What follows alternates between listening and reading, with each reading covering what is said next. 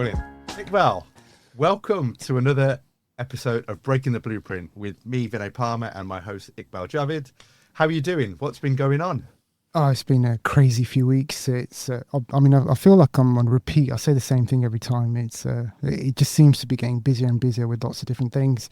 I think the most interesting thing since we last met is I managed to go to the Cup final. Sorry, James. I know you're a City fan. I cannot believe you've opened the podcast with that. Literally, I was raging at like 100 minutes. But I'll tell you what, I was sat amongst Palace fans because I went with a Palace fan. Yeah. And Palace have never won a trophy in their whole history.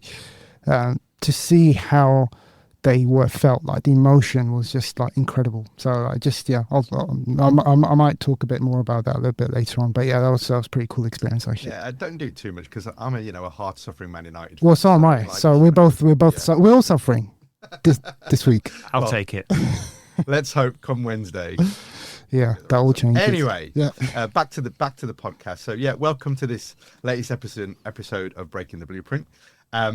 So listen, we've done some prep before it, but funny thing, I was watching an episode of Friends, and you might be thinking, where the heck is he going with this in this opening? So this episode of Friends, and most people have seen Friends and are fans, and it's this weird thing now where my daughter's now rewatching Friends.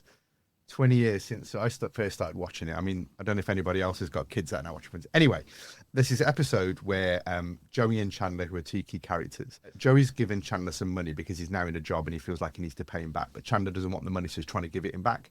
But Joey won't accept this money. So the way that Chandler has this little brainwave, he says, what I'll do, he makes up a card game, like on the spot, and starts just giving Joey random cards. And whatever cards Joey puts down, he's like, oh, you've won. And he starts giving him money. So Joey thinks he's on this hot streak, right? Because he's just making the rules up as he goes along. And the kind of link, or the tenuous link to CX, is that sometimes I think that's what happens in boardrooms and in leadership teams when we talk about CX metrics. I'm not saying that people make them up or we make things up, but it feels like sometimes people are playing by different rule books, and the rules are different depending on where you're sitting around the table. You know, you've got this obsession over NPS, and be careful because the NPS police will jump on this podcast and go, NPS and CSAT and customer effort score and looking at clicks and conversions and all these metrics that we look at, right? And the thing that happens sometimes is that people use those metrics to tell the story that they want to tell from their position. Whether customers are leaving you or not leaving you, you know, people get obsessed with the NPS and go, NPS is great, but meanwhile you've got a leaky bucket and customers are going out, right? And a friend of mine, Andrew Crozier, shout out to Andrew, who's a great CX leader, doing some amazing stuff. Andrew shared this this post on LinkedIn, and in there was a line that said, "It's a compass, not a destination." And I thought that was like, he nailed it with that line. And he used the analogy of sport, he used the analogy of football that we were talking about. You've got all these metrics that are crept in about chances created, passes completed, forward passes completed. But the only metric that really matters is, have you scored more goals than the opposition? Because that's how you win. And in business, it's simple. It's like, are you profitable or are you not? Are you making money or are you not? And how does everything you do lead to that? So I'm not saying that these metrics aren't important, but they're a compass, not the destination. They're a guide to getting us to understanding what's going on in our organization. But boards become obsessed with them. You know, KPI packs become obsessed with what's the NPS, what's the CSAT, and all that kind of stuff. So really, that's what we're going to debate today. We're going to talk about CX metrics. We're not here to say what's wrong, what's right. We're here to create some great debate, start some great conversations, and really help leaders to make smarter decisions about CX in their companies. And before we jump into that, a really quick plug for Iqbal and I. So I'm Vinay Parmar. As I said, I'm the managing director of Customer Whisperers, and Iqbal runs a great consultancy called CX Evolve, and we're both in a place where we work with organizations to help them to really understand how to drive loyalty, advocacy, and trust, to go beyond just looking great on a dashboard to delivering real value in their organization. So what you hear in these podcasts, as always, is great real life examples from the work that we do. There's no sales pitch, just great conversations. And with that, Iqbal, would you like to introduce our guest for today? Yeah, I'm delighted to have James Adamczuk join us on this podcast. And I guess the best way to describe your role, obviously you've done a load of stuff, right? You worked with big organization like HSBC from a CX perspective, and you and I have worked together at Zoom for a number of years, and I think it's safe to say that, you know, for me, you are the CEO of Zoom, and when I say CEO, is it's really for me, it stands for Chief Evangelist Officer. Well, actually, you are leading. You are playing the evangelist role at Zoom. So welcome. Thank you for taking the time out. See us. What a great title. What a great title. Yeah. Thank you, gents. This is great. And great to have a great conversation and spend some time with you both today. Yeah, brilliant. Just reminded me, I used to work with a guy in a previous role, and his title was Group Operations Director. So he literally was God. God, yeah. I like that. That's pretty cool. So anyway, James, welcome to Breaking the Blueprint. Really great to have you with us. Let's start with a little intro. Tell us a bit about yourself. You know, what do you do, and how did you end up as Chief Evangelist Officer at okay, well, let's start with how did I end up being Chief Evangelist Officer? Well, my job title is actually CX Evangelist for Europe, which is really cool. And I've always been on the kind of customer side from a kind of contact center and digital transformation perspective, which has been really good. So kind of the past 10, 15 years, mostly within financial services, leading kind of large-scale digital transformation, like I'd like a new contact center, please. Okay, what does that actually mean? I mean, we know what we're talking about here. So, and one day I was on my way back after a fairly long, hard commute, as you do when you work at Canary Wharf, on the way back on the train, and I saw this role pop up on LinkedIn, and in true James style, it just kind of took my my interest, right? Because Zoom wanted to hire somebody to help launch their customer experience suite here in Europe, and because I've been the guy that's been on the other side of the fence, you know, signing the purchase order, running the plan and the delivery, why not find out what Zoom are trying to achieve, what the industry is trying to achieve, and get a different perspective on it? So that was August 2022, and it's, goodness me, been an absolutely brilliant, interesting ride over those past near 3 years. Fantastic. What a great story. So keeping on theme, and let's just pick up on that, having worked on both sides piece, right? So obviously you've been inside businesses advising them, working with them, and now you're advising them. So from your perspective, what do you think is the biggest trap that organizations fall into when they approach CX metrics? What a brilliant question. I'm kind of resonating back to the kind of compass and direction of travel here, because like with any transformation or with any kind of piece of work, there has to be a strategy about what you're actually trying to achieve. So if we look at, for example, what C-level are trying to achieve, there's going to be some strategy around there. Either it's going to be an increased sales, it's going to be some kind of reduction in cost to serve. It might be even being the number one North Star within the segment that I work in. Okay, so we start with a strategy, and then clearly there has to be a plan to go and achieve that.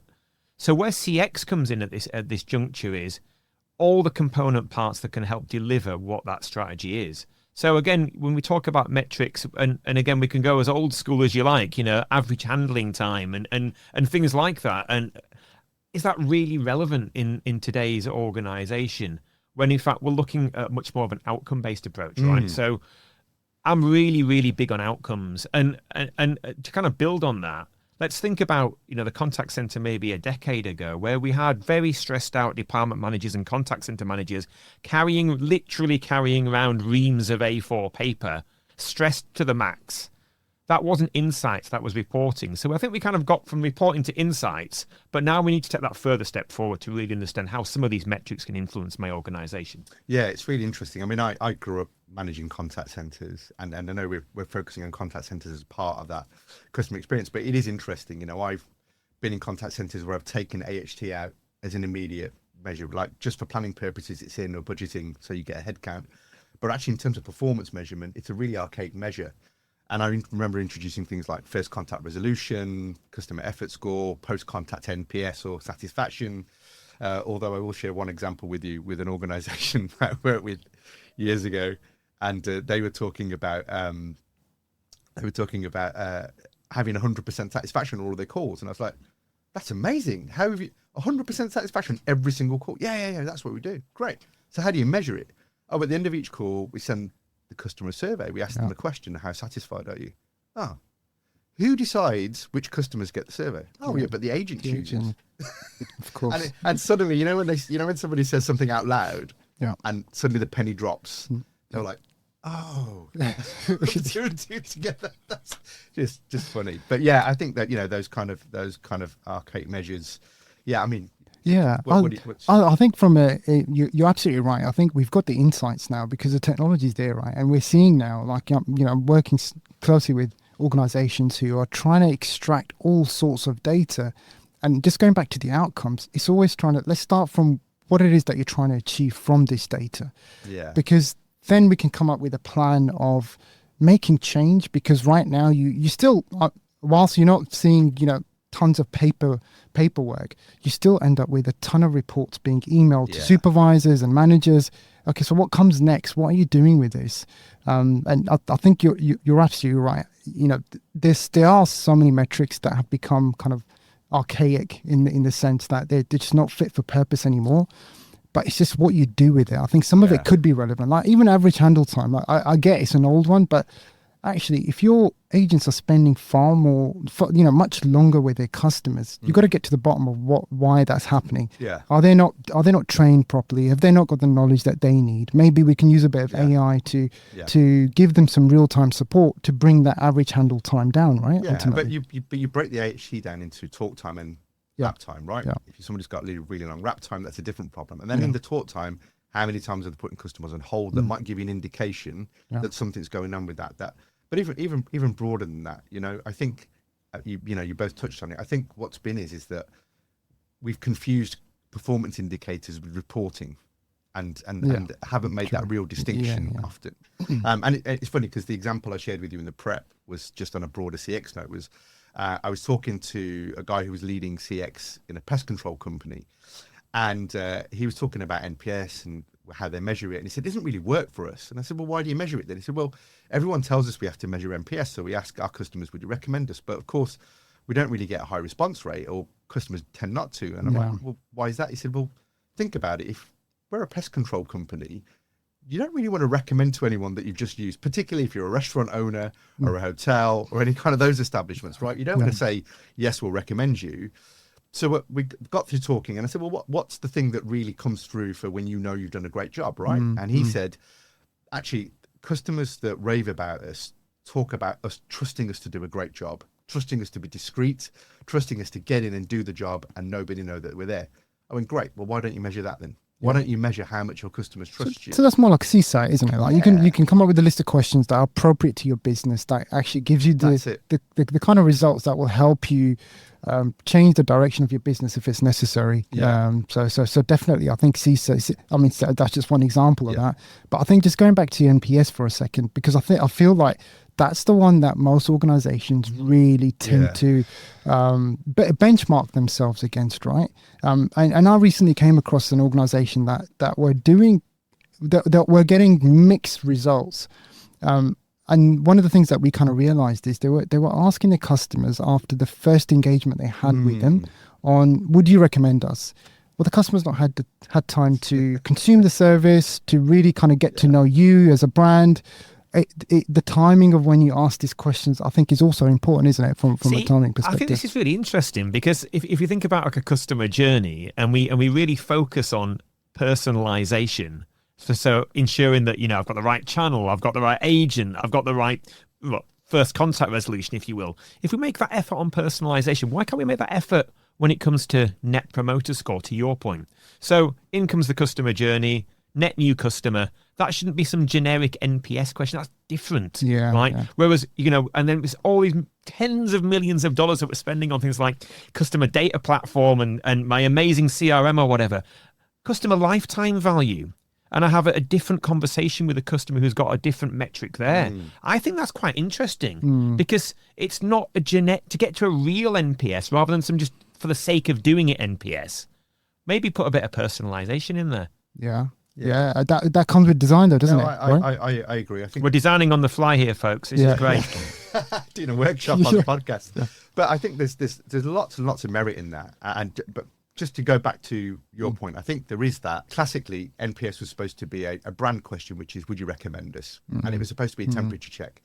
And then you got confused with relationship NPS versus transactional NPS, and NPS, which is after a certain point in the journey.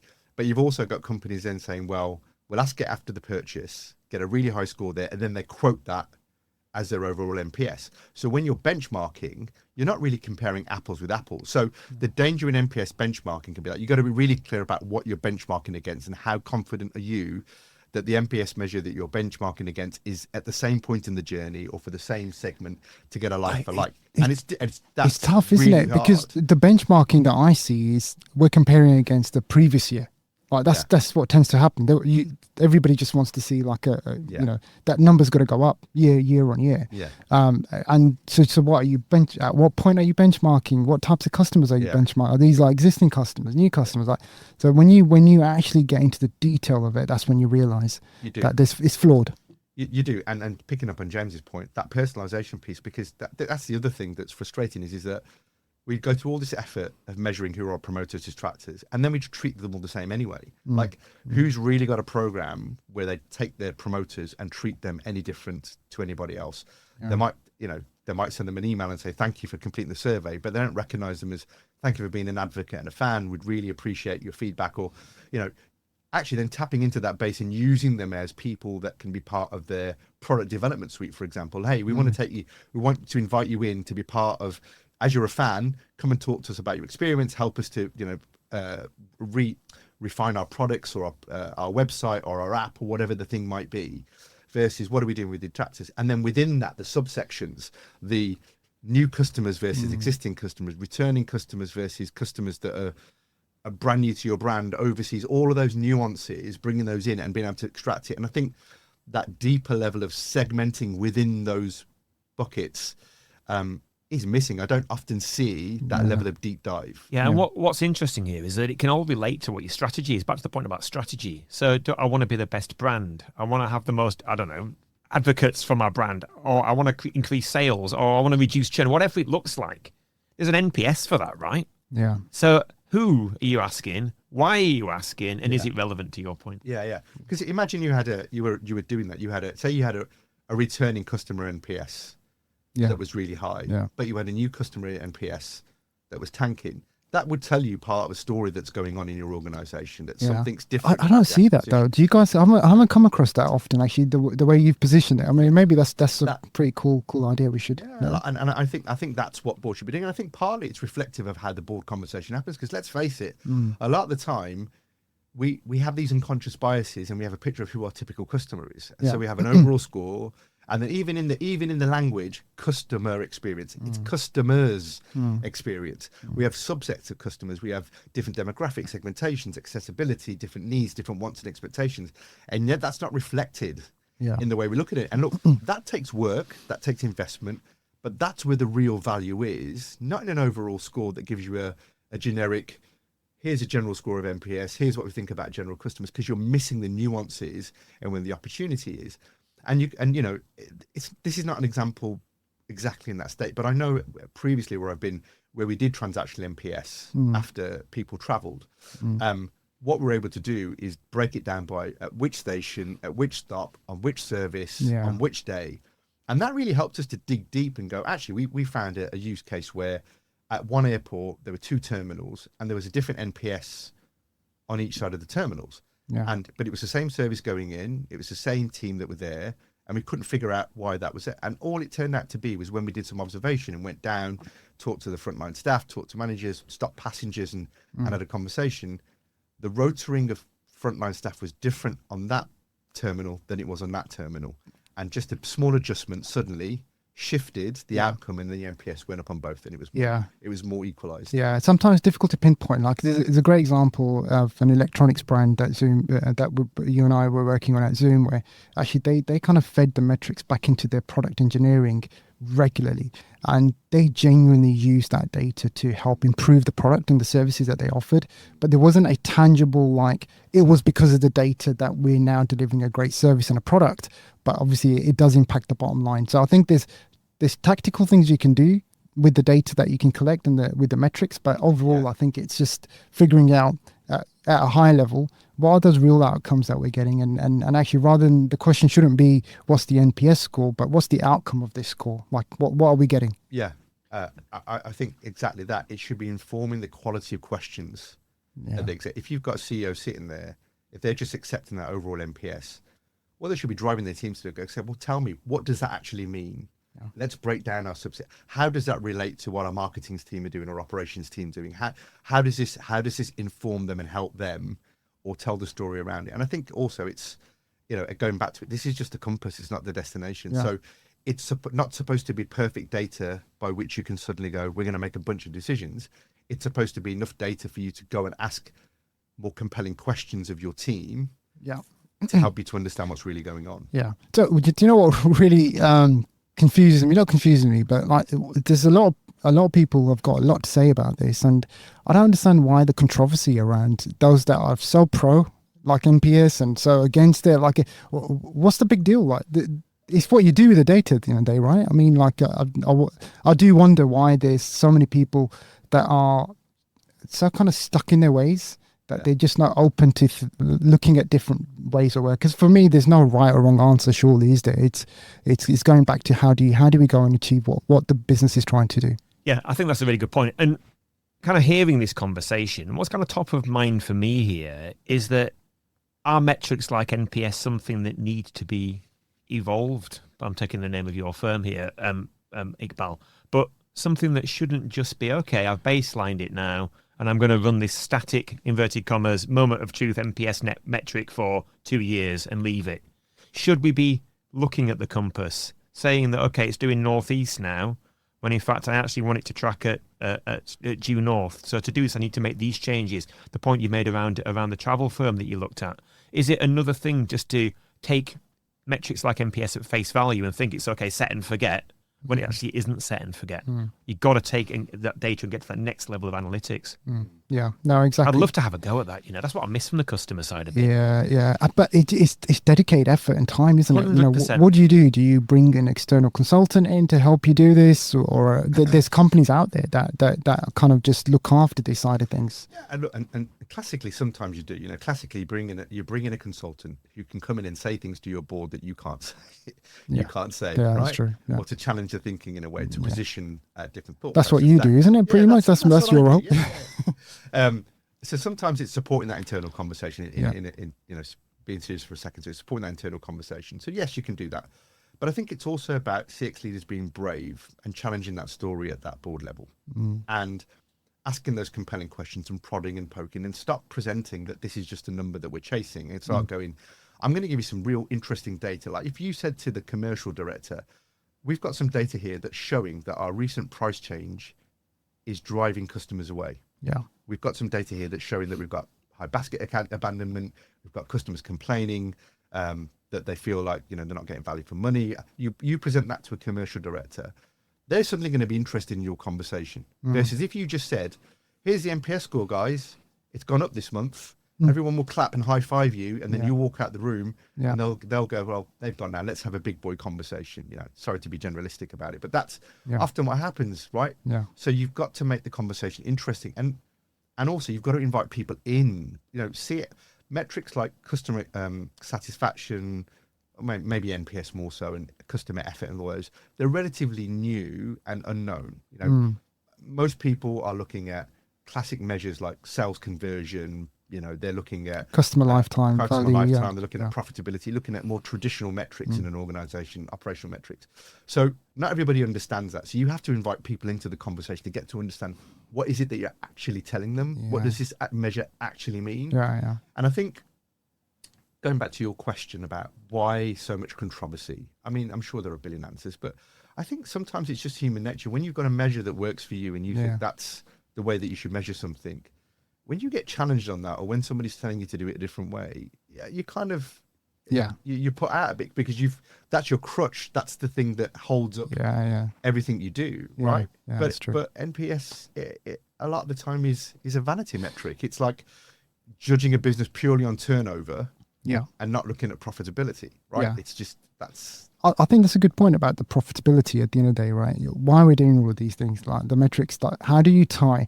I think this is the gold in all of this, is if you can tie a set of metrics to actual revenue and profit, I think that's where you're kind of winning, aren't you? Where if you're seeing an upward trend because actually there's a change that you've made, and being able to track that. And if you're seeing a decline in revenue, again, does the metric represent that? Is a fair representation of that? Yeah, again, it has to be relevant. Okay, so if you're looking at things in a manner of driving more product sales or looking at some specific outcome that you're looking to achieve, you need to make sure your organization's geared up to actually, first of all, make sure the metric that you're getting is right and it's measuring that particular set of data at the right point in time of that customer journey. That's absolutely critical. But then how and when do I need to make changes? How do I need to take those insights and do something with that data? And it goes back to how this kind of feeds into, from an industry perspective, how CX is evolving anyway. And the empowerment of being able to, the question I'd be asking at the C-level is my empowerment to be able to do something with that data. And that might be a new project. It might be a new sales launch. It might be some feedback to product management. I don't know. Yeah. But that's where the empowerment is, not just kind of presenting a vanity metric or a set of information that might tell you what you do or you don't want to hear. Yeah. It's what do I do with that that's important. Yeah. And I think there's always a lot of politics at play as well. And when you get more deeper into a lot of these organizations, like, everybody's protecting their own job or their own roles and time. Time. Yeah, it is. Time, yeah. And that's Ben back to what's the culture in the organization? What's the strategy? Because CX is an ecosystem, right? It's not a single point on a journey. It affects everything that we do. So actually, it's in everybody's interest to understand what's the contribution around the table that drives this outcome, this measure, and the data underneath that measure. Because I would argue, the most important part of an NPS survey isn't the score. It's the box underneath that says, tell me why you gave us that score. That's where the gold is. The verbatim, That's sure. The verbatim. We're in a world now where technology is allowing us to transcribe calls in real time, pull out real contextualization, really helping us to understand tonality changes and pick up when customers are getting frustrated and assist the agents. That's all come. We've talked about that for a decade. But it's. I think the technology now is really making that more readily available and making it a reality. So if you've got all of those things going on, what you're also then seeing, going back to contact centers, and without going off topic, we'll come back in a second, but, they're going for, I got into a conversation a while ago about, this phrase that has been going around a long time for contact centers need to become value centers. How do we turn it from being a cost center to a profit center? How do we turn it to a value center? And traditionally people have gone, oh, that's through upsell, cross-sell, you generate revenue in there.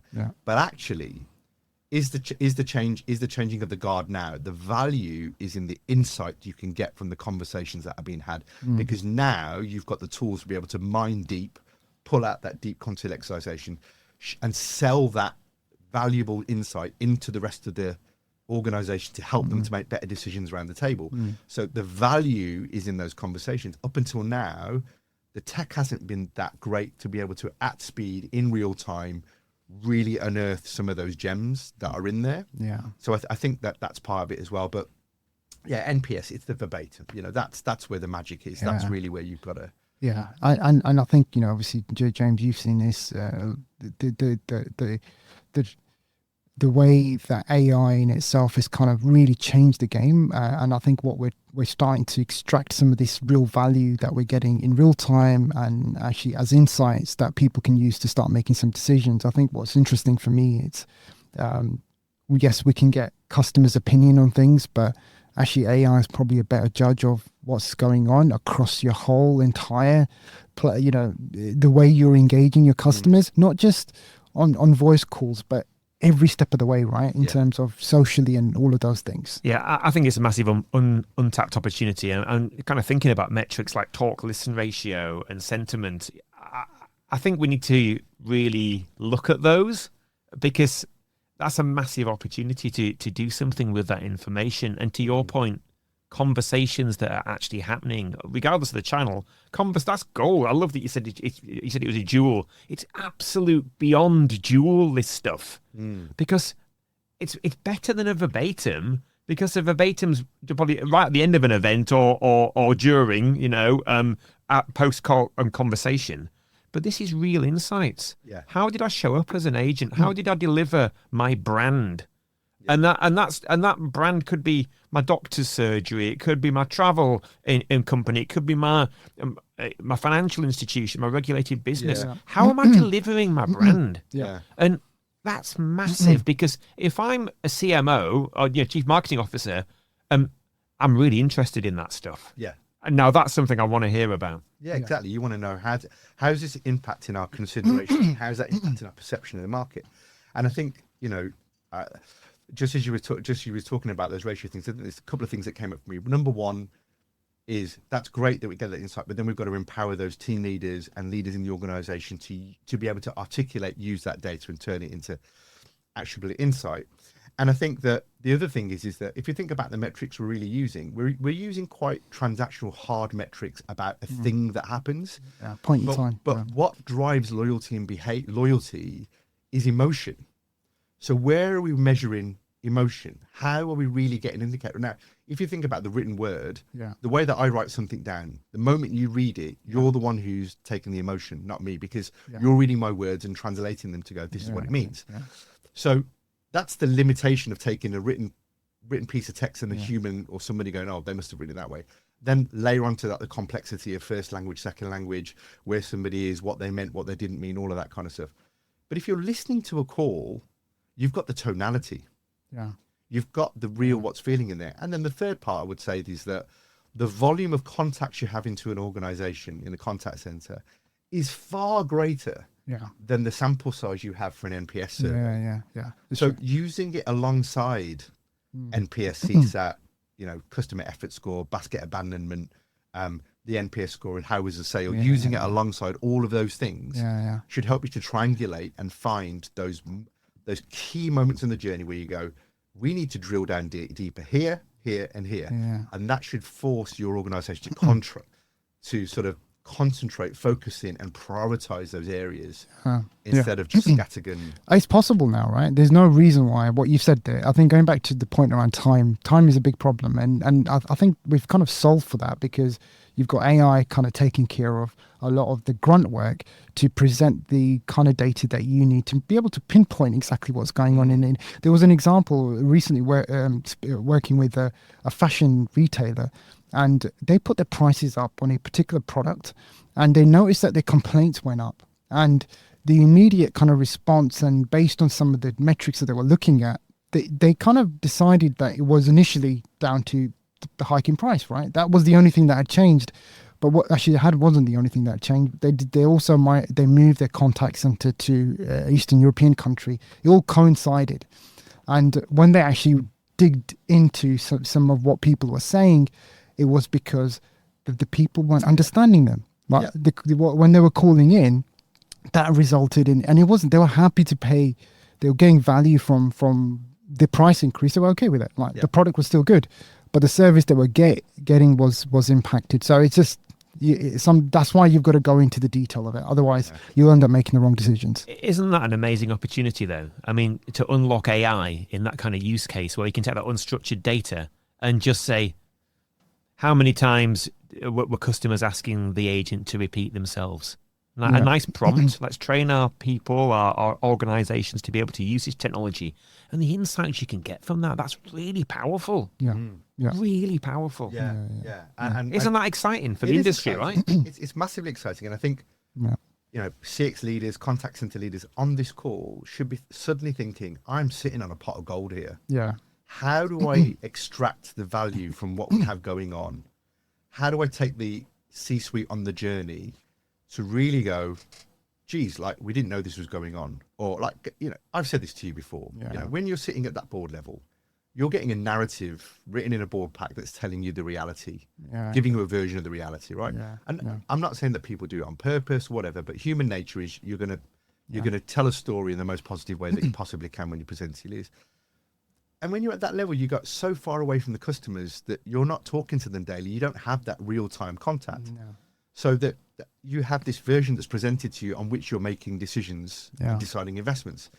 So to get closer to the customer, you've got a number of options. You either go and sit in contact centers, listen to calls, which I would advocate for. Yeah, for sure. You go onto the front line and you speak to customers. And the third thing is you get deeper insight out of extracting what's happening in conversations. I want to know what's being said about this thing. Tell me what's going on.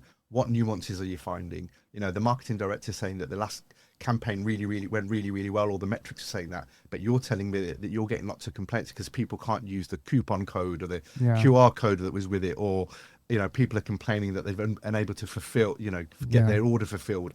Like, you should be able to do that, not to stitch people up, but to help elevate the conversation. Improve, yeah. That's what we're kind of aiming for, right? CX is all about improvement. Like, we've got to figure out how we kind of do that. And you mentioned sentiment there.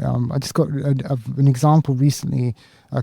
Somebody asked me about they want to work out what the average sentiment is at the end of every day across the board. So there's a sentiment of how calls have ended. Like, they want to know when the calls ended, the sentiment positive, negative, or neutral. And they want to write, I'm trying to figure out what are you going to do with this data? Like, what does that mean? What they were trying to figure out what the trend is, because it correlates with some training that they're doing for their agents to drive more empathy in the way that they are approaching their customers. So even if the service that the customer's getting isn't great, they want to know that the calls ended on a positive, because actually they're teaching their agents to be more empathetic and to show care and all of those. Going back to the whole point around emotion, are our customers ending conversations with us on a positive note? I mean, I guess there's some value in that. Well, of course, because the customer doesn't care what your AHT is, what your wrap time is, what your talk time is. They don't care about any of those hard metrics. What they care about is on this call, did somebody actually care about me enough to help me to solve this problem? And have I come off that call feeling better or worse than when I first got on? Because that feeling is going to drive whether I am likely to do business with you again or not, and what conversation I'm having with my friends. But what that company is measuring is interesting. As long as they've got a metric up front that says what was the sentiment at the start of the call, and what was the sentiment at the end of the call, and if they can measure some kind of shit, because if they're getting a trend that says, actually, we're getting a lot of calls in the beginning that are starting to almost come across as being customers frustrated, angry, whatever. But actually, by the end of the call, we're getting a lot of customers saying, thank you, you really helped me. Those are the things that are coming out. That's a positive indicator. Yeah, it is, But also, why are they unhappy to begin with? So that's probably the right question, isn't it? Exactly. But then you can show that your agents are doing something quite remarkable to them around, which then back to the CMO is a conversation to have. Look, we're a brand protection. We're part of your branding team. Yeah, that's a good point. Brand protection. I like that. We're here to reinforce who we are, what we stand for. We're letting the customer know that we'll take care of them when they have a problem. That goes deep. And I think I shared a stat with you that when a customer refers another customer, a customer that's referred into your business on average spends 25% more on their first order, are 3 times more likely to recommend you, and have twice the lifetime value than if somebody you acquire direct. Wow. So if you're thinking that this is a soft measure, if you're thinking there aren't any economics behind this, or there's no real money behind this, there is, because the more you drive that feeling of advocacy from customers, and they are the ones recommending, the greater the opportunity of growth, future revenue, lifetime value. All of that really comes into the mix. You see a lot of brands also use like referral fees to try and encourage those, kind of bribing your customer to refer you. I mean, does that work in the same way? Just because like Revolut are messaging me every day. Look. But it goes back to, do you love the brand? I think for getting paid 50 GBP to refer somebody, I'd only do that if I really loved me personally. If I really loved what I was getting, it's true. But isn't that because, like, obviously for 50 quid for you may not be a big deal, but actually for my son, I know for a fact he would get all his mates on there. I get it. I completely get it. Because it is around a demographic thing for sure. But ultimately, I want good service, and if it's a competitive marketplace, is financial services. So maybe as like you with family, my 18-year-old's probably got a different need to myself, right? Yeah, exactly. And again, it's about trust with that brand as well, and that's really, really important. So I love this conversation because it just shows how important it is to get into the detail and not just have a value. It isn't a Boolean yes, no. It isn't a range or a percentage. It's reality of what's happening. Yeah. Let's have that gold. Let's have that reality. And contact center is the place, is the reality. And I think what we need to do as an industry again is to really think about what we're sat on here, our people, our data, all those insights. That's massive. And if we can use tools like AI, to your point, Iqbal, to unlock that, free up some time, get the chance to be able to dig into this stuff. What an opportunity to transform CX. Do you know what I mean? be hugely, and contact centers, frontline service, all of those. 100%. Okay, let's jump to a final question for you, James. So if you could change just one thing of how companies use metrics in CX that would make the biggest shift or the biggest difference, what would that thing be? When you present the metrics, what are you actually doing about it? Or what is the ask? Tell me what you need. If I'm the CIO, tell me what you need. And maybe instilling the confidence of the people who are listening to this now on this podcast to be able to do that. That's going to really help you, help us, right? And help your customers. What's the ask? Great. Well, thank you for being an awesome guest. Thank you for your contribution. Really enjoyed it. Thank you. Really enjoyed that conversation. James, if people want to find you, track you down, what's the best way that they can get in touch? Is it LinkedIn? Is it? Yeah, come and say hi on LinkedIn. I tend to be a very nice person and respond to emails and stuff because I think we're here for the industry again. And we've got to bring people through. We've got to generate that enthusiasm and confidence. It is a great place to be. So please do reach out. Yeah, I appreciate that, James. And I think, for me personally, you're one of the most passionate people that I've come across in this industry. So, really appreciate you coming in, giving us your kind of insight and your thoughts. So, yeah, appreciate that. You're very welcome. Thank you. Thank you so much for watching that episode of the Breaking the Blueprint podcast. I hope you really enjoyed the conversation and we had a lot of fun recording it. Now, you might be wondering why Vinay's all of a sudden in a different location. Well, we had a bit of a tech fail yesterday when we were recording the summary portion of this podcast. One of us who's not in the video today forgot to press the record button. So here I am in my home studio just to summarize some quick points for you. So look, I hope you enjoy the conversation. As I've said, CX Metrics is a really interesting conversation always. Divides opinion. You have staunch supporters in one camp. You can have violent disagreement in another camp. But it always sparks a great debate and conversation. And that's what this podcast is all about. Not being right, not being wrong, but just driving a positive conversation and getting people to really take an interest in the things that drive customer loyalty, advocacy, and trust. So if you're a leader in the C-suite in your organization who's not traditionally in the CX space, I hope what you've heard today has given you some food for thought. I hope it's going to help you to ask more empowering and challenging questions of your team and really kind of dig deeper under the surface to find out what really is driving loyalty in your organization. And if you are somebody who is responsible for driving customer experience improvement, I hope it's helped you with some ideas on how to frame the conversation and tell more powerful stories to get buy-in into your projects and drive the change that you really want in your organization, the kind of change that will deliver experiences that we all want, the kind that bring customers coming back time and time again and have them tell all of their friends. Next time on the Breaking the Blueprint podcast, we have a fantastic episode with an expert in the field of membership organizations. That's going to be a great one. There's some nice conversation and debate that we'll be having in there. So if you've liked what you've heard today, hit the subscribe button below or wherever it is that you're watching this video. Be sure to follow the Breaking the Blueprint podcast page on LinkedIn and on other social media channels, including Instagram and TikTok. And you can also follow me and Iqbal on LinkedIn. Connect with us. We'd love to hear from you. If you have any ideas about topics or conversations you'd like us to have, drop us a message. We're only too happy to delve into those. And until the next time, keep moving forward and drive that customer loyalty.